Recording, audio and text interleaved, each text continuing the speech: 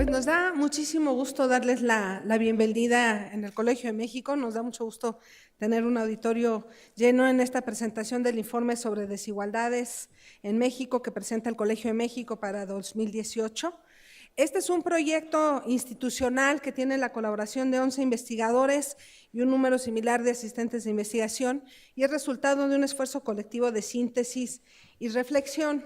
Y que parte de una preocupación. Sin duda, en México ha habido avances, disminuciones en brechas, convergencias que hay que celebrar en varios indicadores sociales. La pregunta es por qué, a pesar de los avances, seguimos hablando y seguimos preocupados por la desigualdad. Porque hay varios de los avances que no rompen necesariamente el esquema de desigualdad.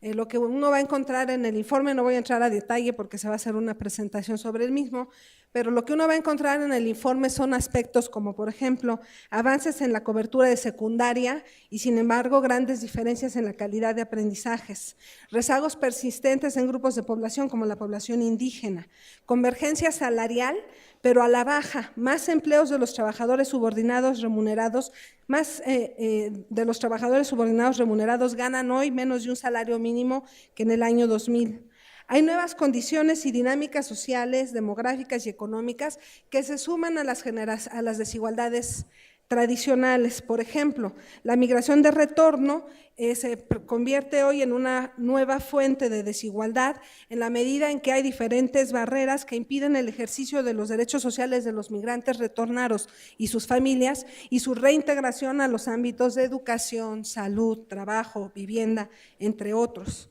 Otras de las nuevas condiciones que hace décadas no hablábamos, pero que ahora están en el discurso y son más visibles como nuevas formas de desigualdad, se refieren, por ejemplo, y es otro de los puntos que se toman en el informe, a las sequías o los eventos naturales asociados con el cambio climático que también sabemos que afectan de manera distinta a la población y que se suman a otra serie de desigualdades, por ejemplo, al representar mayores vulnerabilidades para la población pobre, que vive en pobreza, o, por ejemplo, sabemos que las mujeres son más afectadas por eventos naturales que los hombres. ¿Cómo enfrentamos los riesgos asociados al cambio climático? ¿Cómo nos protegemos como país, como sociedad en las ciudades frente a eso? Y creo que este es un ejemplo muy claro de lo que esperamos cuando hablamos de desigualdad, porque es un ámbito que sobrepasa la protección que uno pueda tener en el entorno más inmediato como es la familia. Lo que pasa en México es que cuando no hay esquemas de protección social, pues la familia es la que cubre esos ámbitos. Pero hay partes de la desigualdad que sobrepasan este ámbito de responsabilidad familiar y creo que el caso del cambio climático y lo que pasa a nivel de las ciudades es un ejemplo.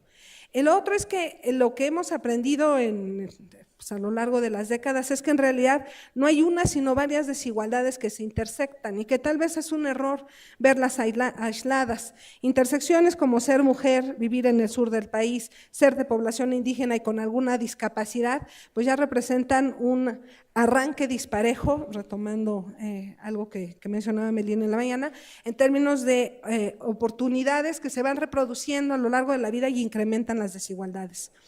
En ese contexto es que el Colegio de México decide, como un proyecto institucional, elaborar, trabajar y hoy presentar este informe de desigualdades en México 2018. Pensando en esto, en que efectivamente el tema de desigualdad es persistente en la agenda pública, en la agenda de investigación, que es hoy más visible que antes, recuperando pues una larga tradición de investigación en el Colegio de México de más de 4 décadas, en donde desde la economía, desde la sociología, la ciencia política, la demografía, voy a decir los estudios lingüísticos también, la historia y los estudios urbanos, se han abordado diferentes dimensiones de la desigualdad. Y casi, no lo hice para no hacerlo muy extenso, pero casi en cada una de estas disciplinas podría mencionarles unos o varios libros publicados en el Colegio de México sobre estos temas y tenemos además aquí a varios de los autores de esa tradición de investigación sobre desigualdad.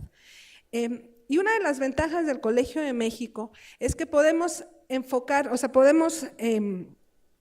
favorecer espacios para discusiones interdisciplinarias. Y creo que ese es otro de los aspectos que resalto de este estudio, que busca justamente recuperar miradas de la desigualdad desde diferentes disciplinas. Y por otro, se inserta en el interés del Colegio de México por los temas de desigualdad, se inserta en un esquema más amplio vinculado con una iniciativa que echamos a andar con mayor claridad del año pasado, que es la red de estudios sobre desigualdades del Colegio de México, que se coordina, valga la redundancia, desde la Coordinación General Académica y que tiene participación de profesores e investigadores del colegio de diferentes centros, prácticamente de todos los centros. Entonces, la idea del informe es retomar esa tradición de investigación en desigualdad, actualizar la agenda, incorporar nueva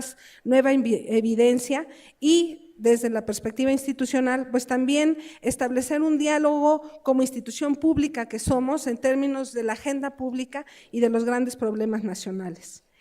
¿Qué hay de nuevo en este trabajo? Yo decía, bueno, ya mencioné algunos aspectos, pero es un trabajo además que dialoga con otras presentaciones y con otras discusiones que hemos tenido aquí en el Colegio de México y en otros foros. Quiero destacar, por ejemplo, en la CEPAL, donde la desigualdad también es un eje en términos de la investigación y las propuestas de política pública que se están presentando.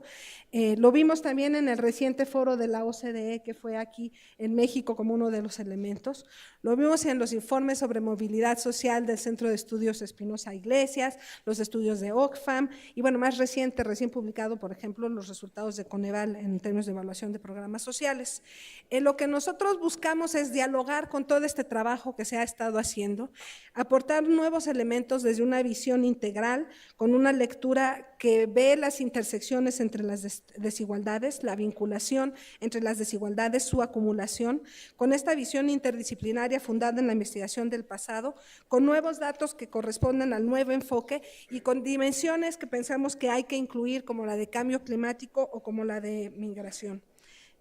No es un documento, y esto lo explicarán más Laura y Melina, que vaya orientado a hacer recomendaciones de política pública,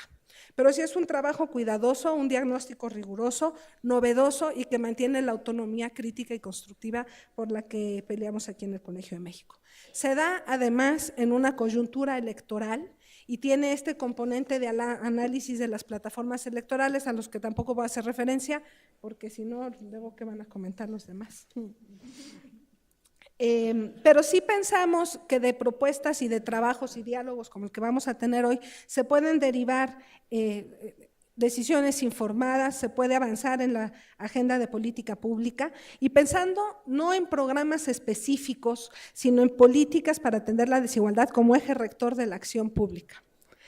Ya cerraría por decir qué es lo que esperamos después de este informe del día de hoy. Por supuesto, darle una gran difusión y seguir dialogando con los diferentes actores, pero sí esperamos que trabajos de este tipo tengan una influencia en la agenda de investigación y en la agenda de política pública, que lleve al análisis, por ejemplo, de políticas específicas con base en experiencias pasadas e internacionales. Y yo sí creo, no lo he comentado con los autores, pero lo voy a decir, yo sí creo que el documento presenta una propuesta metodológica que permite la incorporación de otras desigualdades de las que no se habla necesariamente en este documento, pero que se pueden incluir en el futuro, como por ejemplo las desigualdades asociadas con el envejecimiento, con los desplazamientos internos, con las formas de urbanización y la segregación residencial, en términos de acceso a la justicia, y me podría seguir, pero ya no voy a seguirle. Voy a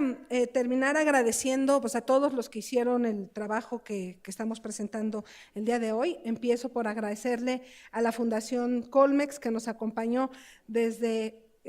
cuando empezamos a idear este proyecto, y a BBVA Bancomer, que en ambos casos nos apoyaron también financieramente para la realización de este estudio. Quiero agradecer especialmente al equipo que elaboró el trabajo, a los 11 investigadores que tienen un cruce de género, generaciones y disciplinas, y los voy a mencionar: a Carlos Alba, a Emilio Blanco, Raimundo Campos, Carlos Echarri, Claudia Masferrer, Reinaldo Ortega, Mauricio Rodríguez, Landy Sánchez, Fernanda Somuano, y bueno, me faltan las dos coordinadoras, también profesoras investigadoras del colegio, Laura Flamand y Melina Altamirano, quienes hicieron toda esa labor de estarnos convocando y discutiendo y sintetizando además. Les agradezco, por supuesto, a los comentaristas que nos acompañan el día de hoy. Nos da muchísimo gusto que Gabriela Ramos, directora de la OCDE y de Sherpa G20, pues haya podido abrirse un espacio en la agenda para acompañarnos el día de hoy. Por supuesto, a Estefanía Vela, investigadora del CIDE, a Ricardo Rafael, con quien tenemos más de un diálogo. Este año hemos tenido muchos espacios de encuentro y de diálogo, director general del Centro Cultural Universitario en Tlatelolco, a Sergio Aguayo, profesor del Colegio de México, y bueno, también a Ana Covarrubias, moderadora del Colegio de México. Bueno, pues esperamos que este sea un insumo valioso y voy a cerrar diciendo que estamos abiertos a comentarios y a comunicaciones y que esperamos que sea una línea que podamos seguir trabajando hacia el futuro en diálogo con muchos de ustedes. Muchas gracias.